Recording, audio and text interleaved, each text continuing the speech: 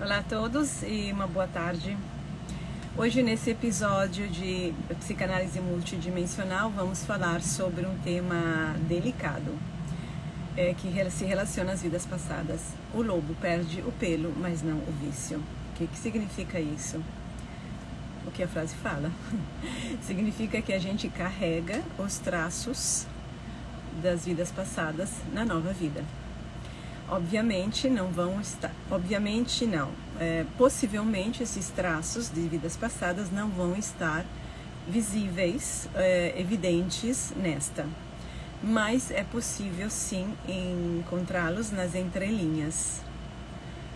Eu falo isso por experiência, são conclusões às quais eu cheguei através do meu próprio processo pessoal e do atendimento de várias pessoas que vêm em suas vidas passadas. Então, o que acontece? No meu livro Vidas Passadas e Psicanálise Vidas Passadas, aliás, eu escrevi um capítulozinho sobre por que o cristianismo, que inicialmente aceitava as vidas passadas, né, elas foram negadas no ano 500 e pouco, e não foi nem por obra do Papa da época, mas foi por obra do imperador, que chamou um concílio e foi decretado que os ensinamentos de um tal padre da igreja muito conhecido na época seriam banidos. E esses ensinamentos falavam sobre vidas passadas, sobre a alma que continua, né? O espírito continua se encarnando.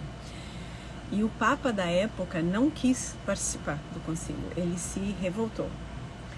Então, as vidas passadas faziam parte do conhecimento da cultura do tempo antigo, e elas foram cortadas, elas foram eliminadas da cultura e da sociedade, banidas e perseguidas.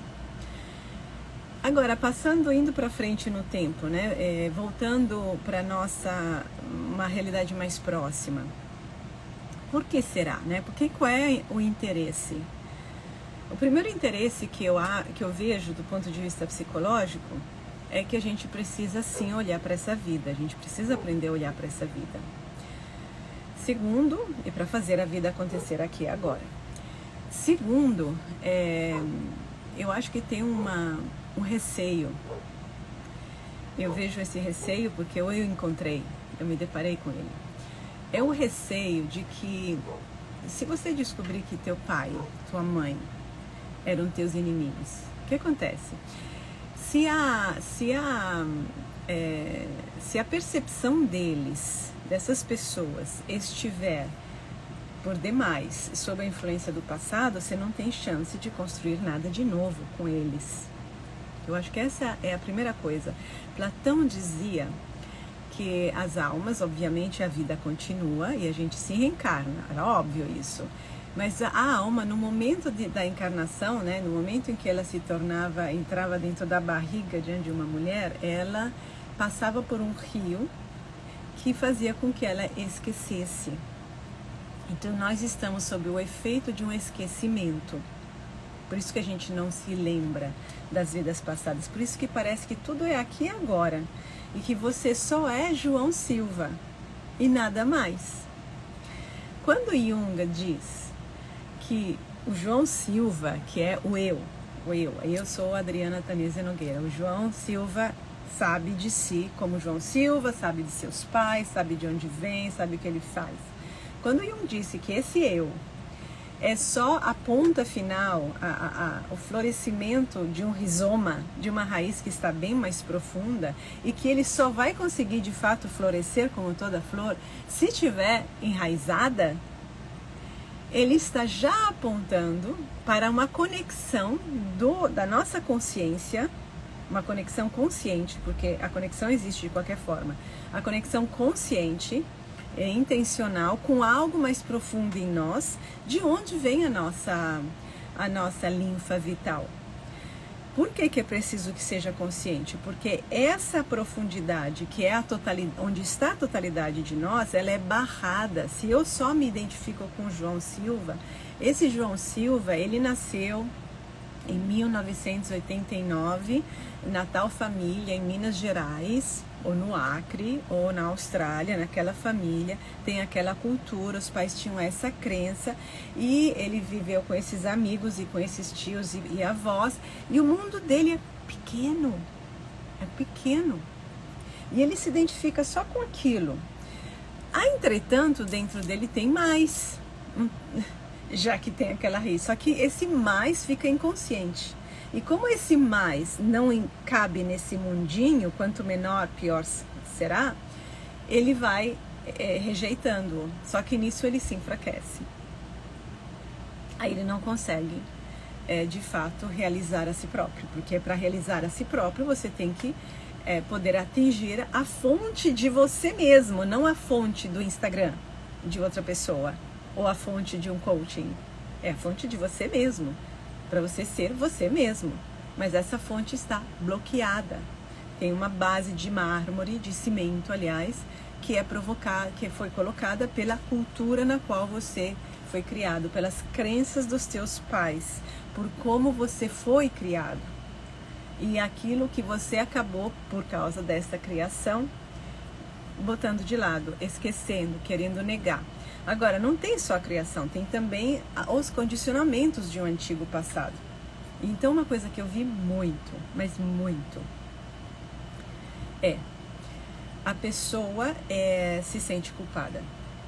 A pessoa se sente culpada por uma coisa que ela fez, ou talvez não fez, ou talvez deixou de fazer e não sabia, ou talvez sabia. Fato é que ela se sente culpada, e essa culpa, ela é carregada, e ela vai poluindo a vida toda da pessoa. Inclusive com pessoas que não tem nada a ver com a culpa, nada, é outro contexto, mas tem uma sensação de culpa, de não merecimento, de ter que expiar um pecado, de ter que pagar, de punição.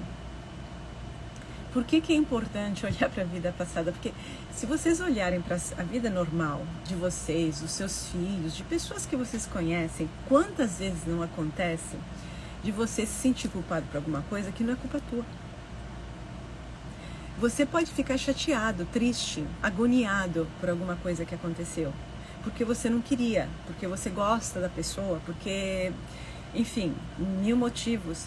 Mas, se você, por exemplo, for um pai, uma pessoa mais adulta, que tem capacidade e condição de enxergar o contexto maior, né? E você vai perceber que aquela situação aconteceu com o teu filho por uma série de situações. Mas quando a gente está dentro da situação, como aquele filho, não tem como a gente ver todos os lados do contexto. Não temos. E se um evento é muito forte e nos toca profundamente, é como assim, pá! Você fica traumatizado. E esse trauma fica com um sabor de culpa, por exemplo. E aí você carrega isso. Daí a importância enorme de primeiro olhar a vida atual. E se tiver sinais de que tem algo mais, ir ver o que tem de algo mais. Aí eu vejo que a pessoa tem medo, tem um medo enorme. Porque como ela tem certeza de ser culpada, é muito difícil que a pessoa tenha vontade de ir lá ver o que ela fez, ou acha que fez. Porque ela vai encontrar cara a cara a dor que aquilo provocou-lhe. Então a pessoa fica assim, esperneando para não ir. Mas ela está sendo condicionada. Condicionada. Eu vejo sinais, assim, para mim hoje, isso aqui é muito claro. Aí a pessoa pode, também eu vejo isso, a pessoa pode começar a dizer, não, mas quem disse que a coisa aqui não é da minha cabeça e não sei o que lá, tudo para desviar, para embaçar. Porque não consegue ainda encarar. Tipo, mesmo quando você tem que fazer uma coisa muito grande e você não tem estrutura emocional ainda, e tudo bem, a gente vai seguindo até você ter. Mas é importante ir lá ver para entender, com o distanciamento que o tempo permite e uma consciência sóbria, facilitadora, que é analista, permite alcançar, para entender mais o que aconteceu. Entendeu? Como você viveu, mas não é o você de hoje, é o você daquele tempo. Mas é aí que tem a questão. Não, existe uma diferença, mas tem uns traços que permanecem iguais. Muda o tempo, a criação, mudam os hábitos, mudam o estilo de vida, né? Mas tem uns traços que permanecem iguais. Novamente, daí a importância, por exemplo, da gente aprofundar os relacionamentos problemáticos, né? Porque já vi inúmeras situações, inclusive na minha vida pessoal, em que as pessoas próximas, que você ama de todo o coração, né, tem comportamento estranho, tem um comportamento ambíguo. E o que eu entendi?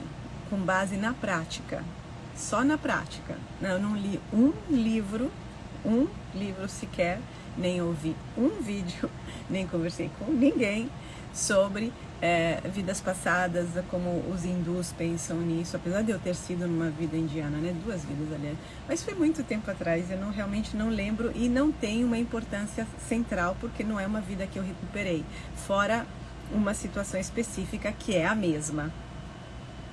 Mas culturalmente eu não tenho nenhuma relação com o Oriente, nenhuma relação com as religiões que falam sobre vidas passadas. Então, na prática, o que eu vi, psicologicamente falando, é o seguinte. É como se você tem cada vida é uma roupa nova que você coloca com o estilo do teu tempo, desse tempo em que você nasceu. E com o passar da vida inteira, você vai refinando essa roupa, né? Apresentando-se melhor no mundo, refinando os detalhes, acrescentando mais detalhes, mas tem uma roupa. Por baixo tem outra. Por baixo tem outra. Todas essas roupas, elas têm traços em comum. De alguma coisa que chamaria o espírito, tem alguma coisa. Então, você tá com uma pessoa que foi tua inimiga, te matou, contribuiu para te matar. Aí vocês estão juntas agora, pode ser tua mãe, teu pai, tua esposa, teu marido, tua filha, teu filho, bem próximos. Vocês construíram uma relação boa, tá? E aí? Resolveu? Não. Só aguarde passar um pouco de tempo que você vai ver, se já não viu, que tem umas falhas, que tem umas ambiguidades, que tem umas coisas que não encaixam e não ficam redondas. Você tá feliz? Você já fez o teu trabalho interior, você é honesto, tá? Você se trabalhou, você foi ver aquilo que você, não digo errar, mas que você não sabia, que você melhorou, que você entendeu a relação melhor, você olhou para vários lugares, você já fez isso. Mas tem alguma coisa que te dói. A outra pessoa parece que não te dá um suporte, que seria normal. Aí você dá uma desculpa, porque é adolescente, porque está ocupado, porque é mais velha, porque está doente, sei lá. Você fecha um olho aqui, um olho lá, mas se você for honesto, sempre naquela linha da honestidade, porque senão não fazemos nada, você vai começar a sentir um mal-estar, tem uma coisa que, um sabor desagradável. E é muito difícil. Imagina um filho que você amou muito, deu tudo o que podia. Mas parece que a coisa patina. O filho não está fazendo nada diretamente, às vezes, contra você, mas tem uma piada, talvez tem um gesto, tem uma atitude, tem um excessivo sugar-te a alma, tem um descaso suave diante de várias coisas, e uma vez, e duas, e três, e quatro, e cinco. Ou é teu marido Ele te quer muito porque ele é possessivo. Esse é o amor dele. Te quer muito. Mas aí quando você está com ele, você não se sente valorizada. Você não se sente bem. Isso não é um dia, um mês, são 1 ano, 2 anos, 3 anos, 4 anos. E você fez tudo o trabalho, do relacionamento, da dependência, e ele tem a mãe assim assado, e você teve o pai assim assado, e vem de lugares diferentes. Você já fez esse trabalho. Mas permanece algo. Permanece algo. E não é bom saber de onde vem? Ah, dói. Dói sim. Dói sim. Mas é bom saber. Porque, não tem frase mais correta, a verdade vos libertará. Você vai parar de ser um tonto. E eu fui. Muito tempo. Por muito, muito, muito tempo. Porque eu me apego, eu sou muito amorosa. Eu amo assim, eu vou amando. Não porque amo demais, não, bobagens. Porque eu amo e eu tenho muitos recursos para entender a situação. Então eu uso todos. Isso demanda um tempo. E eu vou me analisando. Até finalmente alguma coisa começa a ficar clara. Se você seguir o teu caminho honestamente com você mesmo, teu caminho evolutivo, e não ficar naquela papinha pegajosa do relacionamento, porque você não tem coragem de olhar na cara as coisas, né, a realidade, a realidade que está por trás do visível vai se tornar visível. É bom saber, porque é uma libertação, faz bem, faz parte daquele processo de individuação em que você vai poder finalmente ser mais você. E eu acho melhor do que ficar apegado a uma relação que é traiçoeira, mas que você não tem coragem de olhar, porque você vai se sentir sozinho. Então é melhor receber as punhaladas nas costas e sorrir e se fingir de idiota. Eu sou a favor da verdade, sou a favor que ao enfrentarmos a verdade ou ao termos que olhar para a verdade, nós ficamos mais fortes. As pessoas são fracas porque elas fogem da verdade.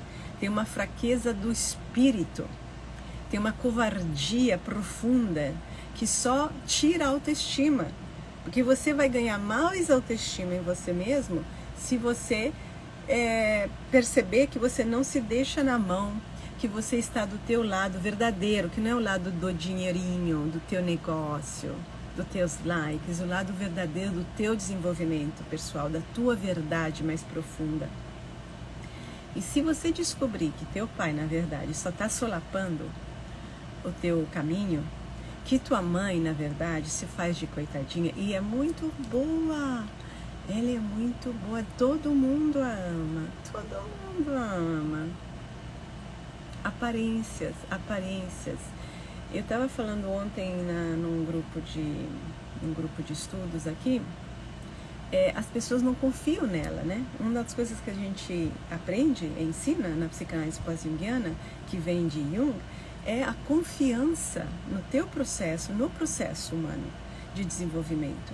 E nas coisas que emergem lá de fundo, que você não vai pegar como se fosse verdade de Deus, assim, que cai no teu colo, mas você vai levar em consideração e vai colocar na mesa, assim como na mesa você coloca aquele sorriso tão bonito da tua mãe. E o amor que sangra, porque você queria tanto ter uma família que te amasse, você queria tanto ter um filho, uma filha, um marido, uma esposa, você queria tanto. Também, todo mundo. Mas a verdade não é melhor? Não é melhor a verdade? Que te dá asas, que te faz sentir forte. É melhor do que ser um covarde e ficar naquela papinha, né? Naquela meleca familiar. Então, isso eu fui aprofundando. Isso eu estou falando dos relacionamentos próximos. Agora, se a gente ampliar, eu vi, testemunhei, eu atendi outras pessoas que vêm de outros lugares. E aí a gente entende muita coisa.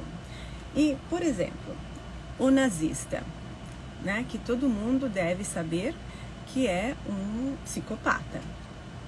Se não sabe, pode sair do canal, por favor. Um psicopata. O nazismo é uma psicopatia, tá? Não todo nazista era um psicopata, porque muitos eram tontos, como muitas vezes acontece, tontos. Tinha os que obedeciam, tinha os que não se davam conta do que estava realmente acontecendo, tinha, mesmo quem estava num cargo militar superior, podia não estar se dando conta, como muita gente ainda hoje não se dá conta. Vota em candidatos errados, mas não se dá conta, tem uma visão pequena, não tem amadurecimento emocional, não tem nada. Eu já atendi alguns, e eu tenho perfis diferentes, porque os maus mesmo não vêm até mim, porque eles não têm nenhuma vontade, nenhum interesse em mudar nada. Mas eu já atendi pessoas, e aí é interessantíssimo, porque os traços que eles carregam não são necessariamente do nazismo, assim, das crenças, não são anti-judeus, ou anti-diferentes, não, eles estavam executando algumas coisas, ou se arrependeram, né, porque começaram a ver coisas horrendas, e aí o que acontece? A pessoa pega sobre si o mal que ela vê. Isso acontece com frequência. Ela pega sobre si, é humano. Você viu que você contribuiu para aquele mal, ou o mal que você viu é tão grande, tão absurdo, que acontece quase que um grude e você pega uma parte daquela dor, que depois se manifesta no teu corpo físico. Aconteceu? Estou falando de coisas reais. Um dos traços é, eu não penso, né? O traço comum é esse, não pensa. Aí cada um depois vai, não penso com a minha cabeça. Não penso com a minha cabeça, não decido por conta minha. Mas isso é comuníssimo, né? Comuníssimo. Não decido com a minha cabeça, eu não tomei essa decisão, eu não sei o que eu estou fazendo. E eu lembro que tinha um cara que eu atendi, olha interessante, eu comecei a notar algumas coisas pelo sonho, porque a gente começa a ver, você começa a ganhar prática, você nota. E aí, ele era do bem, totalmente normal, não tinha visão, obviamente votava errado, porque ele ainda estava preso, ele estava num cargo alto, e pelo sonho que ele teve, o que aconteceu foi que ele percebeu que tinha um perigo, eu acho que ele estava ligado à aviação, e ele estava discutindo com outra pessoa do mesmo nível dele, ou superior, que tal estratégia estava errada, porque ia dar merda, ia dar errado, e dá. E ele morre provavelmente, ou logo na hora tem uma explosão, tem um desastre. Então o que fica na alma da pessoa eu tenho que controlar todos os aspectos, porque vai dar merda. Fica com isso. Porque o impacto da morte nos pega, se não for uma morte natural, processada, uma morte boa, num momento do choque, né? E a gente fica com aquilo, quer dizer, eu não consegui chegar a tempo ou para fazer mudar de ideia, para desviar, sei lá, o alvo, enfim, para resolver. Não cheguei, não deu. Mas eu tenho o quê? Aí fica aquele movimento. Então, nessa encarnação, ele inclusive comentou uma vez, porque aí eu fui começando a indagar, fazer umas perguntinhas aqui, o que lá, a mostrar algumas proximidades, e ele até me falou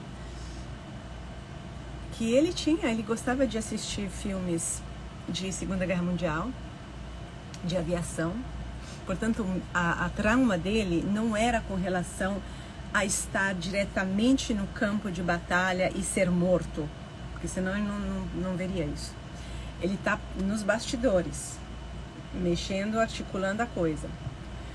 Ele gostava, ele tinha visto documentários sobre os nazistas que fugiram, né? Porque eles fugiram para onde? Para a América Latina, né? Para criar os partidinhos da América Latina. E que ele estranhou, porque como ele não teve nenhuma formação nessa de direita, né? Ele estranhou que ele falou, eu não desgosto de Hitler. Ele falou assim, surpreso, ele não leva adiante nada, não não está praticando nada, etc. Ele só vota errado porque tem essa influência. Mas o choque dele foi isso. Então, o que acontecia? Ele era engenheiro, trabalhava numa empresa, ele era muito bom no que ele fazia.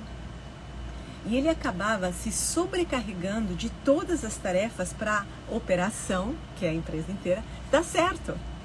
Só que ele está no Brasil. Desculpem, tá? Não quero falar mal do Brasil, mas, né? Está no Brasil. Então, se as pessoas podem deixar para ele fazer, deixar para ele fazer. Se a pessoa tem outra coisa, ele está pronto. Então ele estava num nível de estresse medonho. E não estava sendo reconhecido, obviamente, né? Não que ele buscasse o reconhecimento pessoal, porque ele estava obcecado para que tudo desse certo. Uma empresa que não é nem dele, ele não é nem sócio da empresa. E ele está sendo explorado por todos, por chefes, por colegas e por subalternos. Então, como que a gente resolveu isso? Sem muito fundo, nem fizemos, eu acho que não fizemos nem regressão. Eu entendi isso porque ele não é uma pessoa muito, assim, desenvolvida em autoconhecimento, querendo aprofundar, não, tudo bem. Então, o que eu fiz? Entre análise, um pouco de floral, um pouco de trabalho mais profundo, consegui fazer com que ele se percebesse como indivíduo, que a operação que ele tinha que dar conta é dele, porque ele estava sofrendo, inclusive, tinha esse estresse e tinha um sofrimento que vinha do fato que ele queria ter uma família. Ele já estava com 50 anos e ele queria ter um filho e estava casado com uma moça bem mais nova e ele estava se preparando para ser pai, mas ele percebia que ele não tinha capacidade de expressar as emoções nenhuma, zero. Então tem esse o quadro. Ele está tem a ver com esse mundo psicopata, né? Você não sente as emoções, você não sabe expressar as emoções, está preocupado aí com a operação para dar certo. Então a gente começou a trabalhar todos esses pedaços, né? E juntar para ele perceber-se como ele, indivíduo, ele é a operação principal, ele que quer realizar uma operação familiar agora, ter um filho, poder ser um bom pai, porque é isso que ele queria, né? Então ele saiu desse devaneio, que é um devaneio, né? Abstrato e coletivo abstrato, bem nazista, para o particular, o dele, aqui, eu aqui fazendo o bem aqui. E aí também começou a sair desse lugar de dar conta de tudo numa empresa que não é propriedade dele. Não que ele tenha que se desinteressar, mas se alguém toma conta de tudo, ele só promove a malandragem, que é o que acontecia, infelizmente. Então ele chegou nesse lugar. Um outro caso era de uma moça que era só um guarda e acabou vendo coisas horrendas que faziam com as crianças. Horrendos, experimentos, e se rebelou, foi massacrada, quebraram, não sei se chegaram a quebrar as pernas dela, mas enfim, ela teve um problema nessa vida. É uma moça, fala com uma vozinha extremamente sensitiva, delicada, com muito medo de estar no mundo e com seríssimos problemas nos joelhos. Ela teve uma doença e está se recuperando. Operação, um monte de coisa. Mas a gente viu todo esse percurso. Inclusive ela chegou a me pedir perdão, ela sentiu necessidade de me pedir perdão, porque eu fui uma judia na encarnação passada e eu fui morta junto com as minhas duas filhas pelos nazistas, né? Numa operação de limpeza. Era um batalhão específico para exterminar, descer a costa da Europa do Leste, descer, né, da Alemanha, costa, e exterminando todos o que encontrava no caminho. E eu estava na Rússia. E, opa, quem era o chefe? Quem era o chefe? desse batalhão? O meu irmão. Meu irmão. Terrível, né? Esse irmão nasceu com problemas respiratórios, porque ele botou muita gente. E tem artigos sobre ele. Eu já vi. Ele era conhecido por ser absolutamente impiedoso. Ele dizia que se não tivesse mais cartucho, ia jogar os judeus pelo penhasco. Não precisava de cartucho para matá-los. Só que eu tive que eu sou sempre essa pessoa aqui. Sempre fui assim. Então eu enfrentei, até porque eu conhecia muito bem o alemão, morei na Alemanha e tinha um grande apreço pelos alemães, ainda tenho. Porra é essa? E aí eu fui descobrir, depois, que eu tinha sido tia dele. Em outra encarnação, eu tinha ajudado. Deve ser por isso, porque eu não acho, assim, que ele ficou tão impressionado comigo para nascer com o meu irmão e vir logo depois de mim. Não creio. Não tem que ter uma liga, entendeu? Pra gente nascer tem que ter uma liga forte. Aí quando eu descobri essa outra vida, eis a liga. Porque nós tínhamos um vínculo, e era um vínculo bom.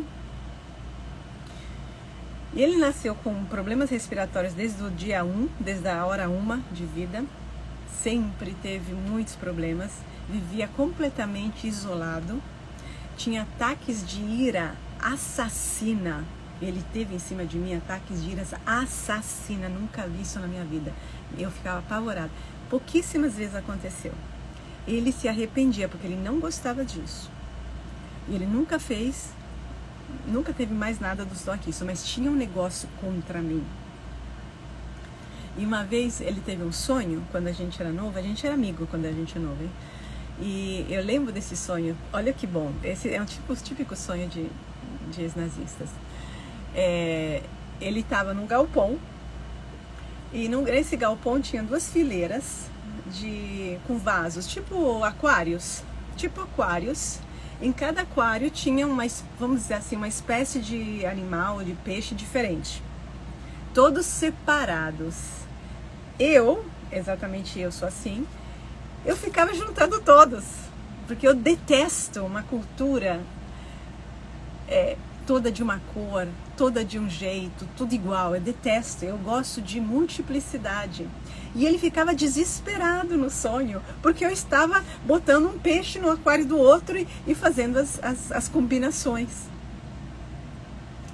Bom, eu não tenho nada mais agora contra esse, porque não é que a gente quer dizer, bom, eu não falo com ele mais, porque depois da última ataque, nunca mais, né? Mas não foi nunca físico. O que aconteceu? Quando eu comecei a descobrir a minha vida passada, eu fiquei com vontade de reestudar a ascensão do nazismo, que na Itália a gente estuda muito. Na Europa se estuda muito a história, porque se sofreu as guerras, né? Aí eu fui ouvindo os áudios desse professor, e aí quando chegou mesmo a ascensão, nos anos 30, vinha sempre a imagem desse meu irmão na cabeça, sempre aqui. Aí eu entendi que ele devia estar relacionado.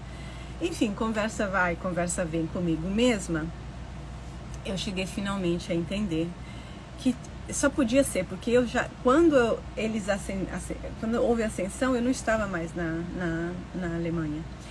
Então, só pode ter sido naquele momento. A única vez que eu vi depois os alemães foi naquela hora. Então, eu primeiro pensei, ele me matou diretamente. Mas depois, agora não lembro o processo, mas eu vou escrever sobre isso, eu entendi quem ele era, entendi exatamente, procurei na internet. E aí, um dia, quando eu estive na Itália, eu imprimi o artigo na internet, imprimi quem eu era, porque eu também era conhecida, muito mais do que ele, e escrevi essa. E uma vez ele escreveu assim, que eu era um verme, era uma formiga que tinha que ser esmagada. Mas de onde vem um negócio desses? E aí eu mandei para ele. Depois dessa informação, é isso um milagre da consciência, da tomada de consciência. Depois dessa informação, a vida dele começou a mudar. Ele estava há 20 anos sozinho, desempregado, vivia completamente recluso num prédio onde só tinha velhinhas. 6 meses depois ele estava com uma mulher.